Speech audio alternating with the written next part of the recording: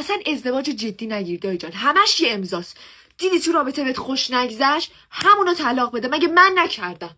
دایی با کارمندی نمیشه کارو جمع کرد. میخوای پول در بیاری باید ریسک کنی، وام بگیر آبجی واسش بندازی توی یه کاری. مگه من نکردم؟ منم انداختم، حالا یکم بدشانسی آوردم. دایی بدهی خوبه، بدهی داشتن یعنی که زندگی جریان داره. وقتی بدهی نداشتی بدون مردی.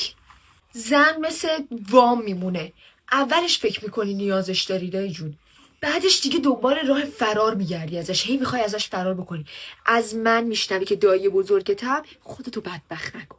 مامانت میخواد بفرستای سر کار ثابت؟ نرو دایی، اصلا هیچ وقت سر کار ثابت نرو، زیر این بار نرو. مگه بچه بازی؟ کار ثابت باعث میشه فکر کنی زندگی ثبات داره. برو از اینجا بابا، کی میمونه اینجا؟ ببین به جای مسخره بازی‌ها که داری الان در بیاری، هر چی که داری رو بفروش بکنش دلار، ببر اون ور، اصلا زندگی جای دیگه.